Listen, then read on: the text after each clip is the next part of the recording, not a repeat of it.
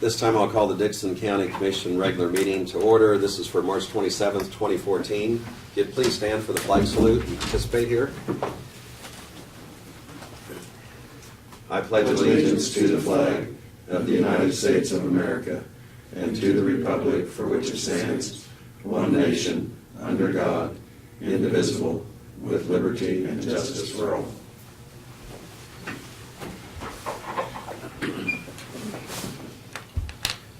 Okay, the item we have before us here is first to approve the agenda, and there's two additions on the agenda. The minutes for the March 26th meeting that we had last night. Also amending the fee schedule for the sewer district number 1 of Talmadge. And then also we are on other business, we're going to table the approval for the Taplin subdivision. We're just waiting on additional information. So I'll go ahead and move that we approve that amended agenda. I'll second. We have the motion and second. All in favor say aye. Aye. Opposed? Motion carries. The consent agenda are the minutes of March 20th, work session and the regular meeting, payroll of $340,391.92, fund expenditures of $123,288.63, abatements $525.18, wire payments of $122,783.09, and also the minutes from the March 26th meeting. I move that we approve the consent agenda. Second. We have the motion and the second for approval of the consent agenda. All in favor say aye. Aye. Opposed? Motion carries. We'll go ahead and go to commissioner comments and committee reports. Craig, we'll start with you down at the end here. Yes, I got a letter from a gentleman named Tom Meeks in the mail about I have the letter in front of me. And it's on the meeting for this evening. Yeah, they're having a meeting this evening, mental health issues. Did get some calls, I should say calls, 2 calls and one in person about the appraisal and stuff and questions they had about them and tried to steer them the right way. That's all I have.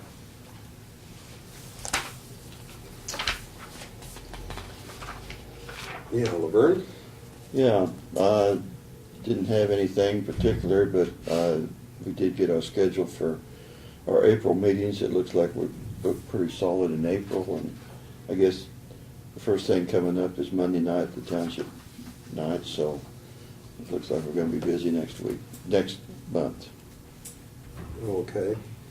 And I just had a couple of things. This past Friday, Cecil Alaska had retired, and they had a reception for him over at Junction City. And of course, he was the administrator of the 8th Judicial District. And a lot of the judges were there, but just a lot of people. I mean, he's not only has provided a service to the 8th Judicial District, but he'd done a lot of community activities. And, you know, a lot of times you find that the people that are the leaders within their profession also take that active role in the community, and he had helped with their baseball program and just numerous things, and they really had a nice turnout. And He's currently mayor of Junction City. and he's currently mayor of Junction City. True, yeah. So that was last Friday, and then also this morning I attended a MAC breakfast, which is Military Affairs Council breakfast at Junction City, and that was retired Colonel Clark. He's heads up the Flint Hills Regional Council, and he was the speaker and told about the impact of regional impact that cities and counties can have working together. And Craig, what you had referenced, also that they're having kind of a mental health forum, and a speaker come in this evening at the Eisenhower Presidential Library, and I received a call from Mike Rutz, and he's the commissioner down at Enterprise, or council member, and just encouraging us to attend. And plus, we received notification, but I'll go ahead and plan to attend that at 7 o'clock this evening, and so we'll have representation there in that regard. And I think that's probably all we have for right now. I was going to mention, Brad, that meeting, I have a conflict next Wednesday, April 2nd, when you go up to Beloit, or no, where's? Belleville. Belleville, yeah. Do you want to comment on what that's going to be about, just That's so people the know? annual meeting for the North Central Kansas Highway Association, their District 2 annual meeting, and all the, I believe there's 18 counties involved? 16 in our region that have an annual meeting, and they'll go over topics of interest here, report from KDOT, things like that, so. And you'll be in attendance then, I think, what, Yeah, Laverne, are you planning on going? I will plan on going. Yeah, I'm planning on going too. Okay. You know, Martin and John and I, so, yeah. And we can meet here then that morning, you Yeah, think? we'll leave here at 7:30. Okay. We'd probably get invited to 2 or 3 type activities weekly as far as county commissioner, which, you know, we're glad to do that, but it's also nice that there's 3 of us where sometimes, you know, at least one of us can attend, if not more, so. Okay, next item we have, we do not have anything as far as the presentation of any proclamations, or are there any public comments for anything that is not on the agenda that anyone would want to comment? And you do have that opportunity if there is some issue you want to bring up. Or Talk about what we question. talked in the work session, what we discussed, work session. Go ahead. Oh, no, you're the chair. We were here a couple of hours, so which are you? Well, Russ Wilkins was in and gave his presentation Oh, on okay. 911. Yes, Yeah. okay. Yeah, that's. Well, Yeah. and one of the things was not only the activities that take place with the 911 and the training and the phone calls. I appreciated the fact he said that sometimes they'll take staff out and just drive throughout the county just to increase the awareness of if someone happens to call in and they're a little bit panicked and they try to describe their location, it makes it a little easier for dispatch or the 911 people to know where that's at. And then one of the other issues that we discussed a little bit was that of the burning that takes place. And I don't know, Brad, would you want to kind of highlight some of those issues that we discussed? I mean, one of the concerns we have is there is the need for people and rural people to get out and be able to do some burning, and yet there's the safety issue and kind of the concern as far as the protocols. So if you'd want to summarize on that. Well, a question had come up as far as agricultural burning, and we do have about 2/3 of the county, as of this morning, is in restricted burning because of the conditions. In that area, burning is not allowed at all. However, under normal circumstances, agriculture-related burning is allowed. It's allowed at nighttime too. That's the only exception that we have to burning at night, is if it's for agriculture or crop rotation purposes. So. What's the advantage as far as burning at night? Well, typically, the heavier air, it's going to run a little slower, and you're not going to have any wind at night or as much wind. It's easier to control that way, and everybody has their own opinion about it. But we do have a lot of people that tend to burn at night for those purposes, so.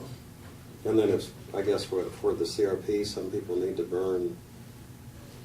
Yeah, my understanding is it needs to be burned this time of year or thereabouts to complete their You have to contract. have it burned by April the 17th. So now, if there's a burn ban in place, and what are there steps they can take with CRP on My that? understanding is if there's a legal ban in place, that they can extend that deadline. That's what I've been told. But if they have no choice and cannot do that it could be extended, so. And they'd request that individually, not the county necessarily. Okay. And they can adjust their plan also with Conservation Service to, if it's unable to get it burnt, you know, maybe they could get it burnt the next year. And so, like I say, I know they can adjust that plan if circumstances warrant it. I know one of the concerns that did come up in the discussion is sometimes if someone makes a phone call and has permission and everybody's aware of it, there's still the factor of the wind. And if the wind, when they make the phone call, happens to not be much of a factor, that doesn't necessarily give them permission to do it if the wind changes. Or I guess there needs to be an awareness and some caution there to. Yeah, the bottom line is the caller is responsible for that burn. And if the wind exceeds 15 mile an hour, or conditions change and it's not conducive to burning, even though they've been given the permit number, it doesn't mean that they should be burning. They need to use their own judgment and common sense in that fact, because they are responsible. We had a comment or a question, go ahead if Yeah, you're. I have called in several times for burns, and we've started our fire, and an officer shows up, and they know nothing about it. Does dispatch not let the officers out in the field know that there's a burn permitted at a certain location? Because they've asked us to put the fire out, and I said, no, I've called in. Now lately, they've been giving us a number, Yeah. but before that number, I mean, you had to argue with officers to let you burn even though you called in, because dispatch cannot notify the officer in the field. Or Is the there officer would need to procedure call in on and that? check. Well, the dispatcher Procedurally, does not notify the officer of every controlled burn, but the officer certainly has the ability to call in and check and see if there is a controlled burn at a particular location. So, And then the person out there would need that controlled burn number, so when he called that in, he'd be able to give it to dispatch and said, yes, this person called in, and, you know, this is the address he gave. Okay, Yeah. before that, you Yeah, can have yeah, numbers. yeah, yeah. Well, I think the point in all of our discussion was, you know, the person lighting the fire is still the one that's responsible for it. And even though they got the permit, if circumstances change and the wind comes up, they need to reevaluate the situation and say, well, even though I got the permit, if the wind comes up, I'm gonna wait for another day. all right. Yeah, the permit number does not mean that you have to burn. So, We have a few minutes before we actually start our, we have a public hearing scheduled at 11:15. I know we have a few that have shown up, and we'd ask you to go ahead and sign in, just so we have that record in place. And Randall got here early, and he signed in right away, so.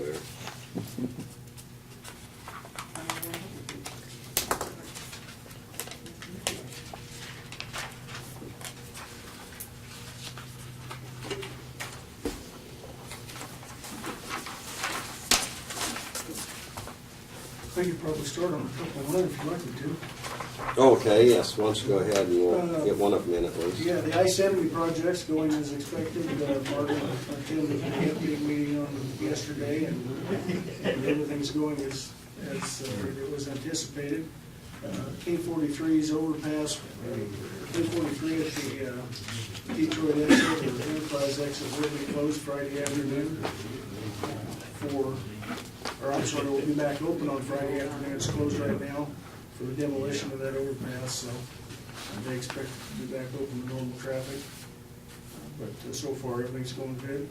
Our crews should be completing the 1210 Sage Road today, and then they'll be moving over to the other fourth bridge of the Minnow Passage projects.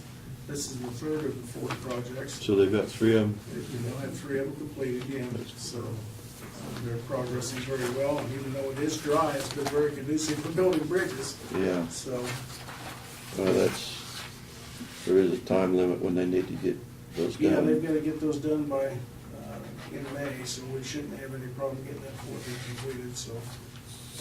This afternoon, Chansey is hosting a tabletop exercise in the basement from 1 to 3, and it's going to be a tabletop exercise to plan the full-scale train derailment exercise that they're going to have in May or June. It's scheduled for May 6th right now, but we anticipate that may change. If anybody's free, you're welcome to attend that this afternoon if you'd like to see what's going on and see how that's planned. He's required it, I think it's every 2 years to have a full-scale exercise on some type of disaster. And as we have discussed before, probably one of our most prevalent exposures other than Mother Nature is the rail industry and what they carry. So that's going to be the topic of the theme behind the exercise is the derailment. So. I mentioned earlier, the city county meeting was scheduled for April 30th. Yourselves, the city commissioners, Mr. Dillon and myself, to discuss issues of interest, and then the Justice Center project. It'll be at 6 o'clock in the basement. We'll host that and provide a sandwich or some type for a meal, so. Okay. I think we're right at our 11:15, so were you gonna put that on the screen or the? I can, I don't know as much as we can see, but I'll see if I can pull it up where you started.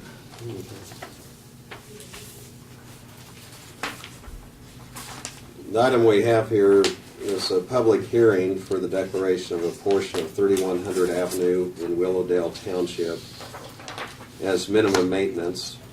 And, well, Brad's kind of pulling that up. I'll just mention that we did have the request come in.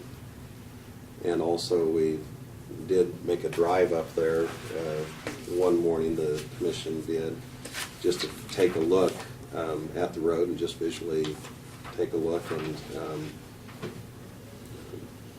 so, I don't know, Brad, do you have some additional comments before I open up the public hearing? The application was made by Willowdale Township to modify the status of that road, and they provided you with a copy of the petition. We also got a letter from Flora Township who supported the same petition. It does lie on the border between Flora and Willowdale Township. We have received one email from Holly Wolf, which you have been provided concerning that matter. And other than that, Randall's here from Willowdale Township to answer any questions. Okay. I'll go ahead then at this time and open the public hearing, and if there would be anyone in the audience or from the county staff or commission that would want to make comments to be part of that public hearing, you could do so at this time. And if you do want to make a comment, go ahead and step up to the podium and introduce yourself by name and address. My name is Dennis Griffiths. I live in Lincoln Township at 423-2350, but we own land on 2900, but we're a mile west of where this location is. My concern is how often on minimum maintenance does the township plan on maintaining the road? Because at Wheat Harvest, we use that road to go to Talmadge, to the elevator at times. Also, the mile I live on and the mile west of me are in the same predicament this is. Nobody lives on it. And I just want to know if this is the first step of 3 by the township to close all, minimum maintenance on all 3 miles. And my boys are 40 years old, but I remember back when they were teens, having to take tractors up there and pull people out because of the 4-wheel drives, and the kids like the mud. And I was wondering after heavy rains and stuff if it'll be put back up so it's passable, because I do have some ground that I take care of on Deer Road, which is right there at 29 and Deer Road on both sides of the intersection there. And currently, It adds up every time you have to drive an extra 2-3 miles. Sure. It's expensive. So, Okay. my concerns are. Randall, you want to address what townships? Yeah, first of all, I think Dennis is talking about a different road than what we're talking about with you're talking about 2900 and Deer, we're talking about 3100. 30, okay. I'm 30, good. we're quite a ways away north of you where you have your land. So, okay. but anyway, yeah, we don't plan on, the only reason why we're doing this is to be covered by the law as far as putting in this low water bridge, taking out a culvert that we feel is dangerous. And we have to label it as minimum maintenance because of the law, if we put a low water structure or whatever we do there. And so we plan on maintaining it just like we have our minimum maintenance all the time. However, what is minimum maintenance, what we call minimum maintenance really aren't minimum maintenance roads. You have to label it to make it, as far as what I understand, to make it minimum maintenance. So the low ones that aren't gravelled, we call them minimum maintenance, but they aren't really minimum maintenance. And there is no requirement for the township to have to run over that road X amount of times a year or anything, but we try to maintain it so that it can be traveled. That's our policy. So it would be passable in dry weather if someone Yeah. needed to get to the field Yeah. and so on. But if it's, Yeah, we're all farmers, and that's what we want to make it accessible to the farmers to be able to go and, You're gonna maintain it just like it is now. just like it is now. Yeah. Yeah. Yeah, it's mainly because of the structure that's not safe to be crossed, and they're gonna have to make a change there, and so that is one of the reasons why it does reduce liability if you have the road as minimum maintenance. It does reduce liability on that road if somebody tries going down We it. have ground on other roads, like, Deer Road, south of the county road, whatever number that Yeah. is, the minimum maintenance, and we have land on it. And Gordon is maintaining it just like he has the other roads. Yeah, I knew they were trying, also I figured he was trying to save some money and stuff, and I didn't know whether the maintenance was gonna be where you had to knock the grass down or drive down it or something, not blading very Yeah, good. we did have a little discussion on the crossing that are you planning on just kind of, you're thinking at this time is when you take that bridge out, is just level that out like the waterway is and get it seeded back into grass so that in dry weather it would be a very easy crossing. Well, the road will be maintained as a road. The road will. The roadway will still be maintained as a road. We will maintain it just like all our other unrocked roads. But, yeah, we will try to maintain grass on each side of it for erosion control. Yeah. But the road, basically, from talking to the engineer and all, we need to make the waterway as wide as the brims of the waterway coming down, feeding the road. So you don't cut a Which ditch. is a pretty wide area. It'll be, I'm going around figures, but 100 feet stretch there where it's got to be kind of the level of the ground there. So that when we get the big rains, it can run over the whole area rather than cutting a ditch right in a small area of the road that we would have to repair. Right. And then if need be, we plan on, if it takes it, we will come back and put some rock in that low water area if need be, after we see that it, if it is going to do damage to the road itself, we'll have to come back and maintain that road. So it's passable. We want it passable for all that's concerned, because there are farmers that are using it. But it's just be passable in dry weather. Yes, And that's- the road is, you're not going down it anyway if it's Exactly. wet. Exactly. You don't go down that road if it's wet anyway. okay, are there any other comments or questions for the public hearing? If not, I'll go ahead and close the public hearing at this time. And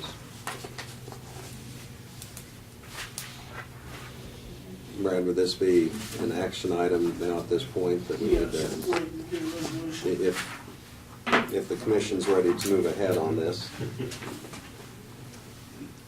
Are there, although the public hearing has been closed, are there any comments or other questions from the commission? The resolution as it's written is 032714, and this is a resolution determining that a certain roadway within Dixon County, Kansas should be declared a minimum maintenance road. This is pursuant to KSA 68-5-102. So is there a motion for? So moved. I'll second it. Hey, we have the motion to adopt resolution number 032714 from Commissioner Chamberlain, and we have the second from Commissioner Myers. Any further discussion or questions? All in favor of that motion, say aye. Aye. Opposed? Motion carries. Okay, well, thank you for stopping Yeah, in thank you. today, and appreciate what you do with the townships too. That's, I know you have your budgets and a lot of things to take care of, so. And I wanted to say before I left too, I appreciate the job you guys do. Craig has given us a lot of information on different things of the township and what we can do in the future with his research and stuff, and the county engineer has been very accessible anytime we've ever needed him, and Brad and Martin and all the guys. I know you have a tough job, but we appreciate all that you do for us, because never had a time where I had to wait very long for a return phone call on a question we had in all we do in our township, so we appreciate that. Well, good. Thank you. Well, you're the customer too, but I mean, but we appreciate it. That's what we Well, like thank to you very hear. much. Thank you, Randall.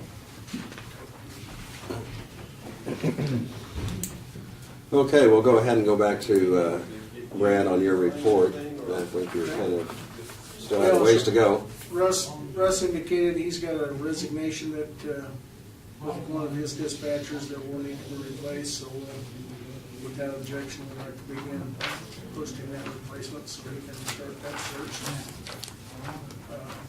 I don't know whether in your communications you should have an NGA luncheon invitation coming up on the 23rd of April, I believe it is. I received that at the house, but Okay, you might have gotten it individually. Yeah. Yeah, we did. If you would like, we'll get Yeah. RSVP for Yep. Okay. that. Yeah. That is during our arbitration hearings, so, but I'll plan on attending as well if I can get away for that day, so. And then the only other thing I had was, well, two things, I guess. Martin's in the process of securing bids for dump trucks. We have 2 dump trucks in the budget for this year, although at this point, he's kind of delayed that for a year. But it takes about 9 months to get one built before delivery, so we would like to present that stuff to you next week and at least get an order placed for delivery in January 2015 to replace 2 of our old trucks, which would be the trucks with the beds, the sanders, and the plows installed, so Also on the same issue, we're talking about ambulances. that's coming shortly too. Okay, I was gonna say, 'cause it's probably a longer lead time on those, isn't it? Yeah, just a little bit longer. John has already met with the vendor, and they're in the process of Putting a together little bids. bit more detailed, going Yeah. through those on specs. So. Yeah, And the chassis have changed a little bit, the specs on chassis, so he's working on that. Of course, with what's going on in his world this Yeah. last week or two, he's Right. been a little predisposed. Yeah. So I would anticipate probably within the next 2 to 3 weeks, we'll be back with you. Do the same on an ambulance to get that one, so it can be delivered next year as well. So, and then I provided you with, oh, I'm sorry. Yeah, on those dump trucks. How many are they running? What is it, like 6 or 7? We have 7. 7. And we placed 2 new ones a couple of years back. We did. We've got 2, well, 4 years ago. 4 years Believe it or ago. not, it's been that long ago. We've got 2 of them that are on a 5-year lease. That lease, the last payment of that lease will be next year. Okay. And so next year we will have, it's a $70,000 payment. So next year we'll have 2 lease payments. So the last one for the previous 2, and the first one, I'm assuming we'll do another 5-year lease purchase. And the first payment for the next 2, which we budgeted the money this year for it, so we're just holding it over. So he's been able to get 1 more year out of it. We've got a couple of them that are getting pretty bad. One of them, the floorboard's been replaced 2 or 3 times. It was a DOT, a KDOT truck that we purchased used, and so, but yeah, that's where we stand right now, so. So we'd still have 3 older trucks then. We've actually got the 2 white ones, and I can't remember what type they are, that were bought before this last 2. Then we have the 2 red ones, which were the ones that were about 4 years ago. And then we'll have the yellow ones that were purchased when Brian was still here, they're still in good shape. And then the 2 we're replacing, so we should be in really good shape at that point. We went for a number of years there and didn't replace any. Like I said, we bought a used KDOT truck to try and get by back when the budget was, things really went south on us. And so we're playing a little bit of catch up at this point, but that will help us tremendously. So. And then next week, I'll also have the resolution to declare the 2 mowing tractors a surplus, so we get those on Purple Wave.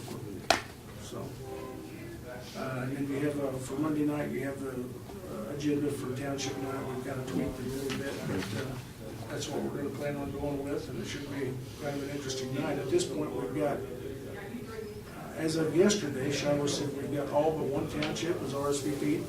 That's almost unheard of. Normally you have to wait and call a few of them because they forget to get busy. But all but one, and the one that hasn't is one that normally doesn't attend. So we should have really good turnout, so. That's great. Yeah, those have been good meetings in the past. Yeah. Well, you know, years ago, we used to have it pretty much all day long, and we heard that was too much, and we kind of cut back and had the evenings, and we've had a lot better participation in the evenings, so as long as we don't set it on K-State ball game night like we did last year, we don't hear too many complaints.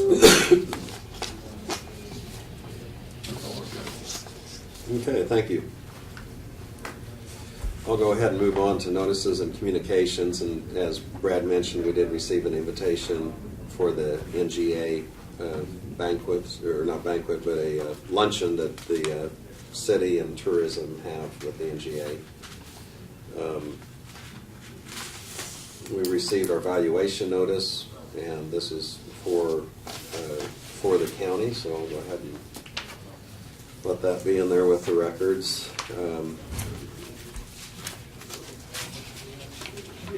This is what Craig was looking for earlier. I guess I put this in notices and communications, but it's an informational roundtable on mental health, creating community solutions and a national dialogue on mental health. And this is will be this evening, March 27th, 7 to 9 p.m. at the Eisenhower Presidential Library Museum Library Courtyard.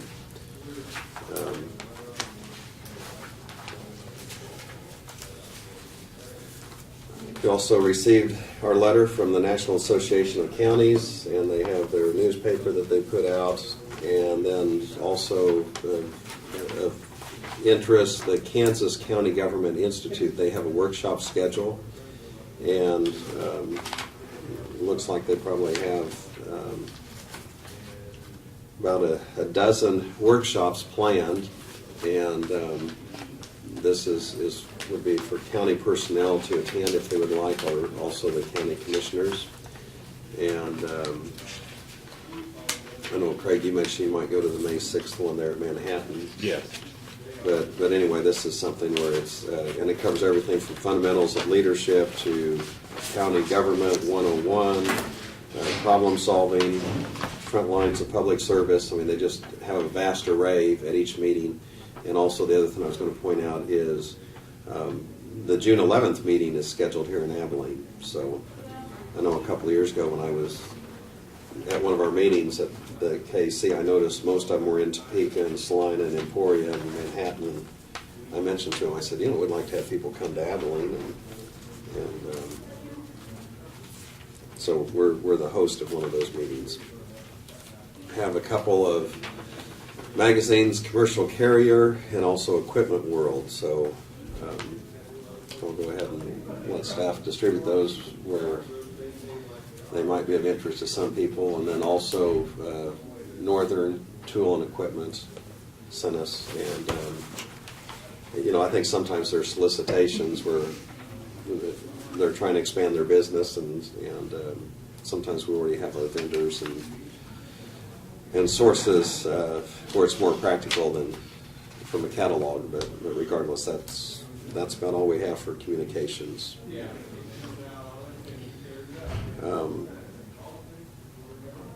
We have already passed the resolution on Willowdale Township, the minimum maintenance. We do not have any unfinished business. As you'll recall, we did table the item for the Taplin subdivision plat in Grant Township, and that'll be taken up at a later meeting, and we were just waiting on some additional information, or the applicant was. The only other item we have here is amending the schedule for the sewer district number 1 up at Talmadge. And Brad, would you offer us a summary of that before we discuss and vote on that? The sewer district number 1, history-wise, is the first sewer district Dickinson County ever participated in. It's built in 1988. It's since been paid off. The original fee schedule for that, the total monthly fee is currently $3.83 per month, which equates to $45.84 a year. for sewer service in Talmadge. There are roughly 50 connections hooked to that currently. Over the years, obviously, as we all know, the expenses for maintaining that and operating that, everything from electricity to maintenance of the lift station, the pumps, as well as mowing of the lagoons in the area out there has increased somewhat. We've done a very good job of over the years of maintaining that. However, we know that now, being 26 years old in the future, we can anticipate and expect the cost to be hitting us a little bit for replacement parts and such. In the interest of being proactive, we have recommended to the sewer district participants and to the commission to increase that monthly fee just slightly in an effort to try and keep our monthly balance in the sewer account increasing rather than decreasing as it has the last few years. Currently, we have roughly $17,000 in that account. It has gone down the last couple of years, and we'd like to see that increasing slightly to where we have around $20,000 in there. So our proposal would be to increase the monthly fee $1.50 a month to $5.32, which equates to $63.84 annually. As you're aware, we had a public meeting last night at Talmadge, and apparently there wasn't much interest because they didn't have anybody really, there was one person showed up, so, and we think that's a very minimal cost for over the years for one year. I wish everything else we had increased that little over 26 years, the past 26 years, so. I will add that I think that the county commission and the people of Talmadge had tremendous foresight back then when they did this. It's been a very good system for those people. Been a very good system for the people in Talmadge and the county, and I wish we could operate them all this inexpensively. So, but that's our recommendation. And I know Earl Cope was there in part just to open up the doors for us and so on, but I do, one thing I appreciated is that he did express to us that people in the community were aware that we were having the public hearing, and he kind of felt there was a consensus where people understood that it was just a maintenance type step up that they need to take care of, and they understood it, and you know, were willing to go ahead with it. So, and I didn't receive any phone calls or hear anything in opposition to it. No, I didn't. Well, and I think it's important to know that that money does go in a separate fund so that it's kept separate, and only that money can be used for maintenance of that sewer district. Yes, that's correct. And just as a side note to that, our personnel mow the lagoons and service that. Our personnel in the Road and Bridge Department also maintain the lift station whenever there's problems. We have a local agreement or an MOU, if you will, with the City of Enterprise, where we share their maintenance personnel who are certified wastewater treatment, are certified in wastewater treatment to help maintain that from the professional standpoint. And if it wasn't for those good working relationships, we wouldn't be able to do things this inexpensively. But everything works very well, and whenever we do any work, for example, when we mow those lagoons this summer, the cost of that person and that mowing for that day is taken out of the sewer district fund. So all the expenses do come from that fund and that fund only. So it's kind of a separate operation within the county. So You might mention the upgrade as far as you said there, the notification if something is not working properly, that it you get notified in the immediately.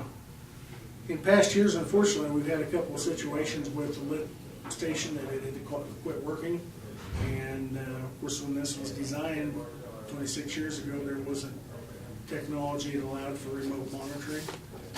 And the first thing that someone would know is whoever the last tap is on the system would start seeing a backup in their sewer. And unfortunately, I know a couple situations where backed up in the basements of that particular house, which can be very costly, very frustrating to say the least. After we installed and built the system in Detroit, It included a remote monitoring device that works through cellular phone connection, and we've since purchased one of those and attached it to the system at Talmadge as well. And it monitors that system 24 hours a day. If there's a level problem or if the lift station's quit for whatever reason, it immediately sends us an email and text message, no matter what time of the day or night it is, to notify us there's an issue. The purpose and intent is that we know that there's an issue, we can respond, get it repaired before that situation where the sewage backs up into someone's house. And so far, that's working very well also. So we're trying to keep that system state of the art at the same time as keeping it running, so. Okay, thank you. I guess we just need a motion to amend that schedule. So moved. I'll second it. Okay, we have the motion to amend the schedule for the sewer district number 1 in Talmadge. And the second, we also have, all in favor say aye. Aye. Opposed, motion carries. Is there anything else to be brought before the commission? I move we adjourn. We have the motion for adjournment, I'll give the second. All in favor say aye. Aye. Opposed, motion carries, we're adjourned.